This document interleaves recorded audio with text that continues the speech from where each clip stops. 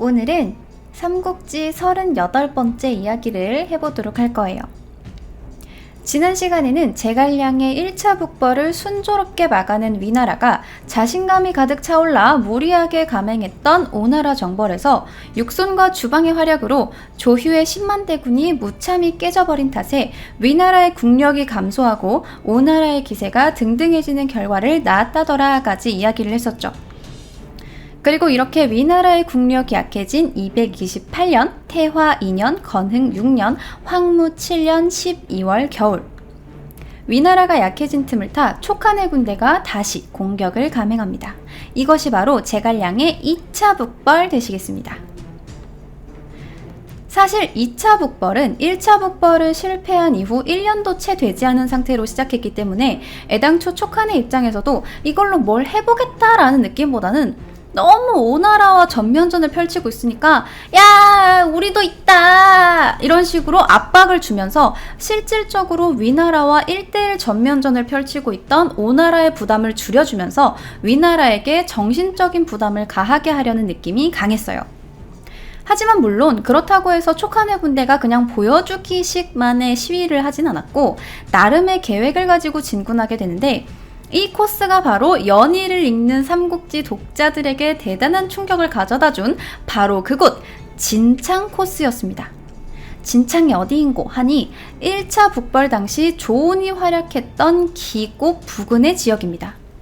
촉한은 1차 북벌 때와 마찬가지로 관중 지역, 그러니까 장안 방향으로 진군해 땅을 넓히고 중앙으로의 세력을 뻗치는 일이 가장 시급했기 때문에 항상 한중을 넘어 장안으로 가는 코스를 점령하는 것을 우선적으로 생각했어요. 이러한 코스 선정은 당시 중국 대륙 최외곽 지역인 익주 지역에서만 근근히 먹고 살고 있던 촉한의 입장을 생각했을 때 중앙으로의 진출을 위해 너무나 당연하고 또 필요한 코스였고, 그 말인 즉슨 상대방 쪽에서도 촉한은 무조건 이 코스를 통해 나올 것이다 라는 걸 예측하기 쉽다는 이야기죠. 그렇기 때문에 당시 2차 북벌 전쟁을 위해 제갈량이 향한 진창에는 이미 위나라의 침입 방지 대책이 충분히 마련이 되어 있었고, 이로 인해 제갈량의 2차 북벌은 시작부터 삐걱거리게 됩니다. 당시 옹주, 양주 지역의 지휘관이었던 조진의 정사 기록인 정사 조진전을 보면, 조진은 제갈량이 기산에서 고전했으므로 이후에는 필시 진창 쪽으로 출병할 것이라 생각하고 장군 학소, 왕생을 보내 진창을 수비하며 다스리게 했다 라고 적혀있는 것을 보면 한중에서 장안으로 나아가기 위한 가장 중요하게 생각이 되는 지역 두 곳이 바로 기산과 진창인데, 제갈량은 이 둘 중 이미 기산에서의 작전을 써먹었기 때문에 남은 한쪽인 진창으로 나아가게 된 것이고, 이를 대비한 조진 측의 예상 또한 들어맞게 된 거죠. 자, 아무튼 이렇게 진창으로 진군한 제갈량은 앞서 조진전에서 언급한 두 장수와 진창성을 두고 대치하게 되는데, 결론부터 말하자면 이 제갈량의 2차 북벌은 매우 단기간, 약 한 달이 채 되지 않아서 실패로 돌아가게 됩니다. 실패는 병가지상사라는 말처럼 전쟁에서 이기고 지는 게 뭐 특별한 일은 아니죠. 약 10개월 전에 1차 북벌에서도 졌었고 2차 북벌이 또 실패한다고 해서 뭐 대단히 큰 참패를 당했다거나 재기할 수 없는 수준의 피해를 입은 것도 아니었어요.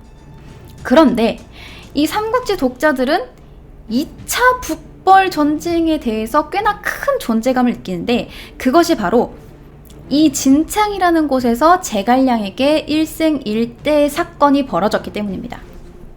자, 그럼 그 사건이 무엇인가? 도대체 누가 일으켰는가 하면 바로 앞서 조진전에 등장했던 학소입니다.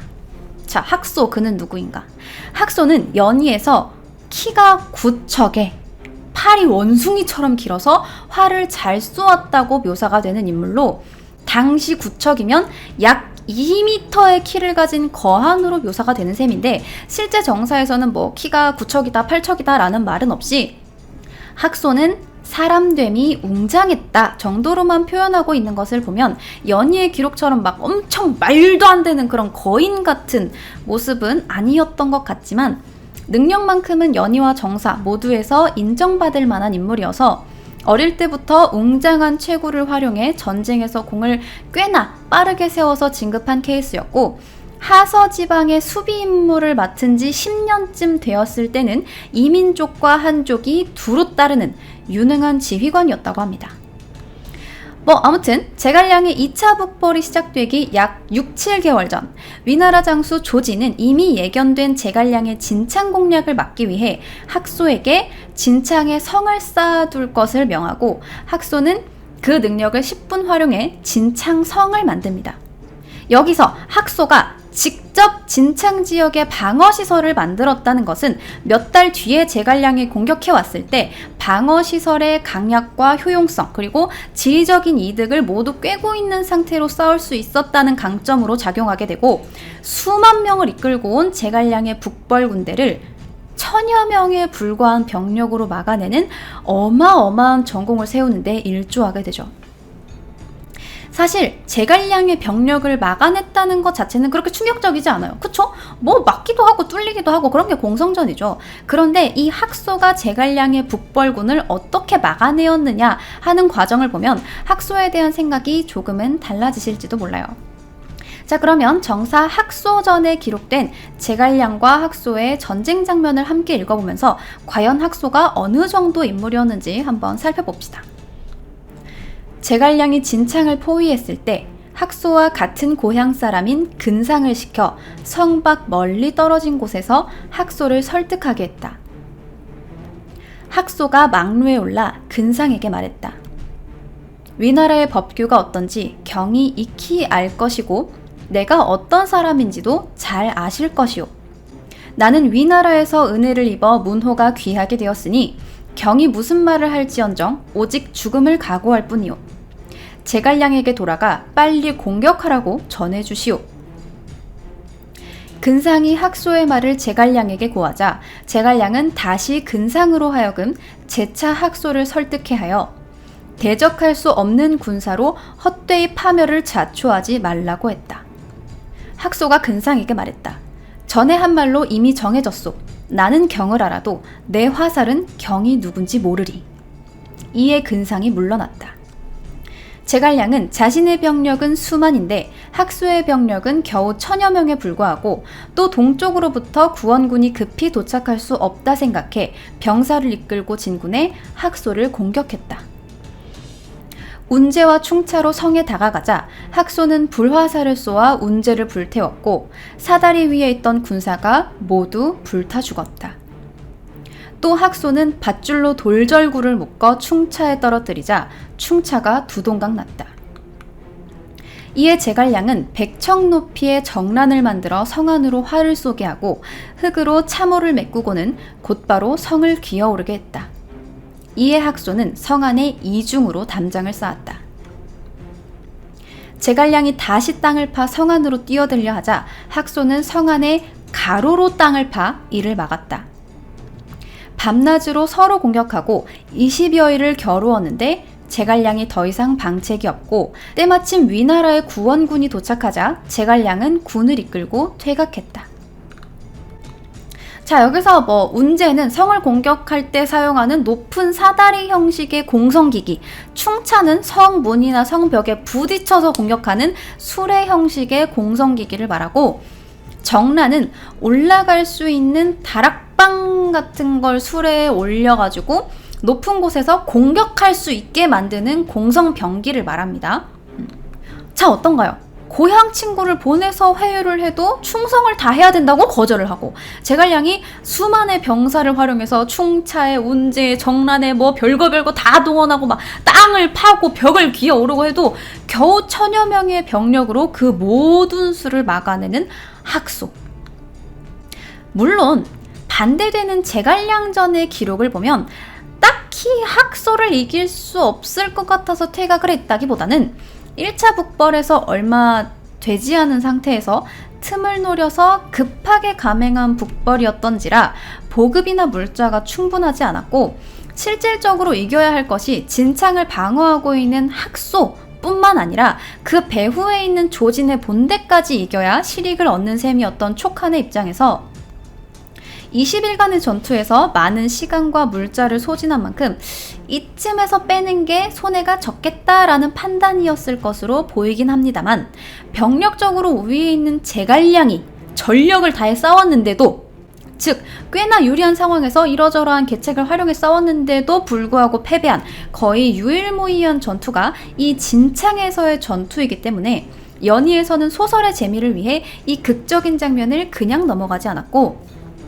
학소에 대한 묘사를 위원과의 전투에서 승리하고 이어서 제갈량의 책략을 막아내는 등 거의 혜성처럼 등장한 천재 책사 겸 체구가 크고 팔이 길어서 활도 잘 쏘는 만능형 인물로 바꿔버렸고, 독자들에게는 사마의도 항상 어려워했던 제갈량을 겨우 1000여 명의 병력으로 패퇴시킨 충격의 인물로 기억하게 만든 거죠.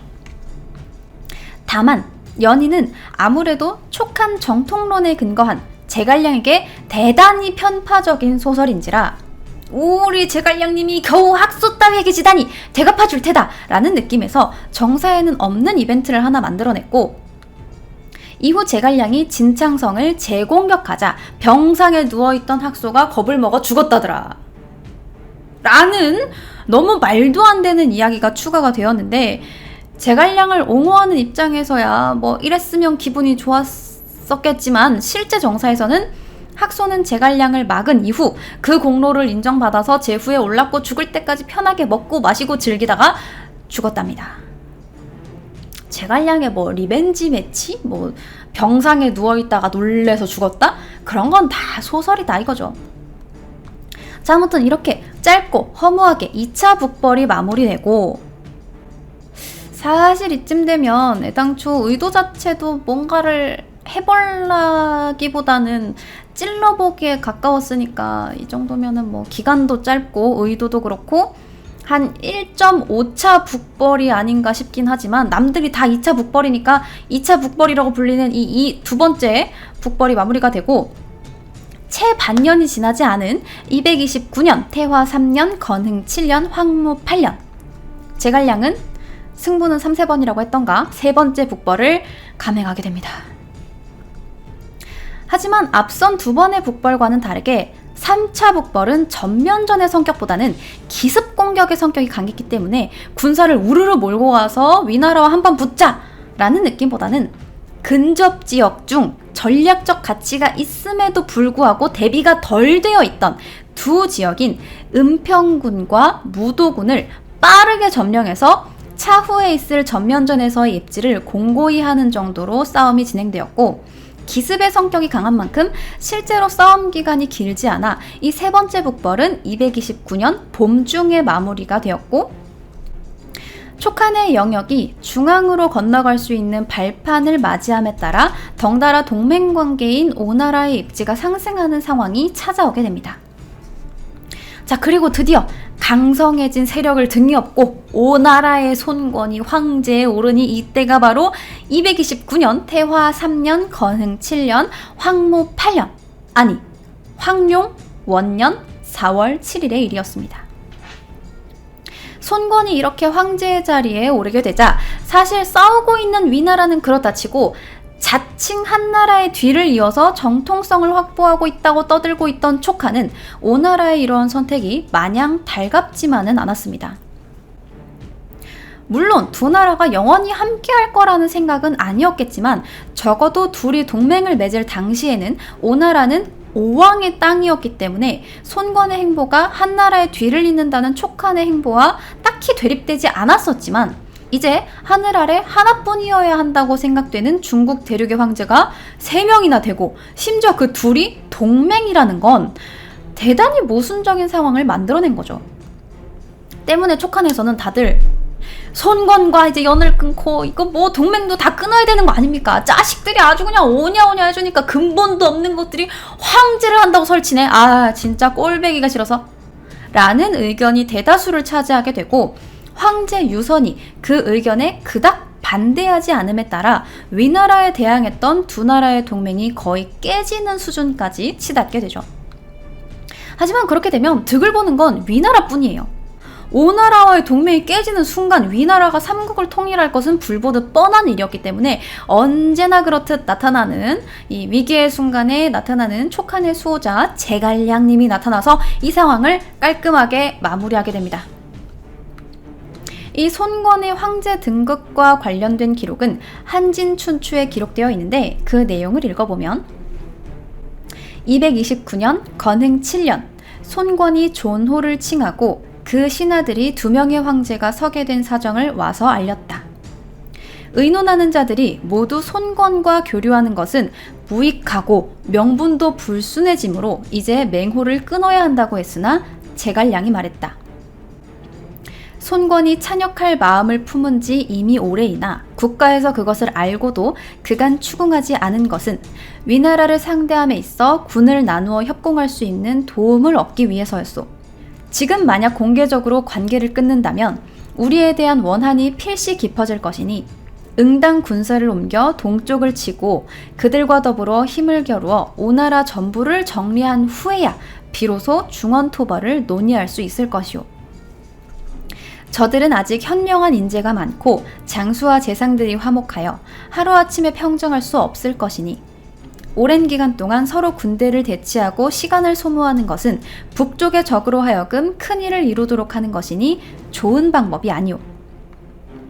옛날 효문제는 흉노족 오랑캐에게 겸손하게 말했고 선제, 즉 유비께서는 오와 후한 조건으로 결맹했으니 이 모두가 당장의 이익을 위한 것이 아닌 멀리 내다보고 행한 임기응변으로 필부의 분노와는 다른 것이었소. 지금 의논하는 자들 모두가 손권은 솔밭처럼 나눠진 형세가 유리하니 우리와 능히 협력할 수 없고 게다가 그의 소망인 제위에 오르는 것이 충족되었으니 북으로 진군해 싸울 마음이 없을 것이라고 하지만 그렇지 않소. 손권은 그들의 지모와 역량이 대등하지 못한 것을 알고 있기 때문에 북으로 진군하지 못할 뿐이지 역량의 여유가 있음에도 불구하고 장강을 넘어 위나라를 치는 것을 꺼리는 것이 아니오. 만약 우리 대군이 가서 위나라를 토벌하면 저들은 그 위나라 땅을 나누어 후위를 도모하는 것이 상책이 되고 백성들을 약탈하고 국경을 넓혀 내부의 무력을 과시하는 것이 하책이 되니 우리의 대군이 움직일 때 가만히 앉아있지는 않을 것입니다.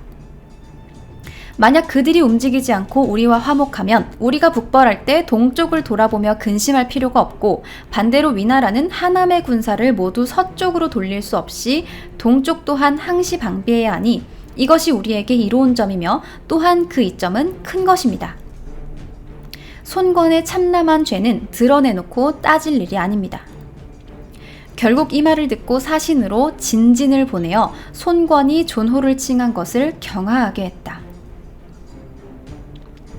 그러니까 정리하면 촉한의 신하들이 지들 분수 모르고 삼국 중에 제일 약한 주제에 오나라가 황제라니 이게 말이나 됩니까? 쟤들이랑 동맹 끊으시죠? 라는 되도 않는 말을 하니까 제갈량이 딱 나서서 이를 막고 손권에게 사신을 보냈다더라 하는 이야기죠. 제갈량은 진진을 보내어 동호와 전국을 반으로 나눌 것을 제안했는데 서주, 예주, 유주, 청주는 오나라의 땅으로 병주, 기주, 연주, 양주는 촉한이 가지는 방향으로 가자라는 제안에 손권이 오케이를 했고 이 둘의 동맹은 위기를 넘기고 살아남게 됩니다. 그리고 이 손권의 즉위쯤에 오나라에 한 가지 재미있는 사건이 벌어지게 되는데 그 사건은 오나라의 대표적인 문신 장소와 손권의 이야기입니다. 손권이 황제에 올랐을 당시 문무백관들을 모아서 연회를 엽니다. 그러면서 내가 황제에 오른 것은 다 죽은 주 덕분이다 라고 말을 해요. 여기까지는 좋아요. 공을 죽은 부하 장수 특히나 건국의 1등 공신에게 바치는 것까지는 좋았는데 항상 이 말이라는 게 조금 더하냐 조금 덜하냐의 차이로 이게 좋은 말이다 아니다가 갈리게 되죠. 손권은 옆에 있던 주유급의 공신 장소에게 한마디를 더합니다. 정사 강표전의 기록에 따르면 손권이 말하길 만약 장공, 그러니까 장소의 계책같이 했다면 지금쯤 밥이나 빌어먹고 있을 것이오. 아니 이게 말이야 방구야. 장소가 누굽니까? 그 1등 공신이라는 주유가 직접 손권의 형인 손책에게 추천해서 드린 인재 중의 인재로 손책이 죽을 당시에는 동생이 능력이 없으면 장공이 직접 나라를 취하십시오 라고 했을 만큼 손씨 가문과 깊은 연을 맺은 사람인데 그거를 그 좋은 날에 사람을 앞에다 두고 밥이나 빌어먹고 있을 것이오 해버리니까 장소가 이거 부들부들한 거죠. 와, 내가 진짜 이 꼴을 보려고 이 짓을 해왔나 싶었던 장소는 부끄러움을 이기지 못하고 엎드려서 땀을 뻘뻘 흘리게 됩니다. 그리고 자괴감이 온 건지 진짜 몸이 안 좋았던 건지 이후 장소는 노병을 이후로 일선에서 물러나서 집에서 쉬게 되는데 이로부터 얼마 지나지 않아 오나라에 총나라 사신 하나가 찾아옵니다. 근데 이 사신이 사신으로 온 건지 싸우겠다고 온 건지 와서 연신 막 총나라의 깊은 덕 아유 우리 유빈님 아유 우리 제갈 승상님 아이고 또 우리 유선 황제님 하면서 떠들다가 가버렸어. 근데 오나라의 문신들이 다들 꿀먹은 벙어리처럼 대꾸를 못하고 싹 다 털려버립니다. 그냥 거기서 눈만 꿈뻑꿈뻑 뜨고 있는 거예요. 유선 황제님 그러고 있는 거예요. 그러니까 그제서야 손권이 탄식하면서 장공이 여기 앉아 있었으면 그는 꺾이지 않고 사신의 입을 다물게 했을 테니 어찌 사신이 과장되게 말할 수 있었겠는가 라면서 아쉬워했고 바로 그 다음날 장소를 다시 불러서 사과를 하면서 돈독한 관계를 유지했다더라 라고 하는 이야기. 자, 손권이 어쨌건 장소가 어쨌건 그래서 밥을 빌어 먹었건 밥을 해 먹었건 이렇게 삼국이 다시 동등한 입장에서 세 황제가 모두 천하통일을 노리는 형세가 되었습니다. 자, 그럼 이제 삼국의 형세는 어떻게 흘러가게 될까요? 제갈량은 4차 북벌을 떠나게 될까요? 5차 북벌을 떠나게 될까요? 그러면 이제 6차도 있는 걸까요? 북벌이 무슨 회식도 아니고 북벌을 도대체 몇 차까지 가는 걸까요? 아니 위나라는 이렇게 두들겨 맞으면서 이제 슬슬 정비할 때도 했는데 역으로 공격하진 않는 걸까요? 도대체 삼국지는 어디로 흘러가는 걸까요? 그 다음 이야기 기대해 주시고 오늘 삼국지 38번째 이야기는 여기까지입니다.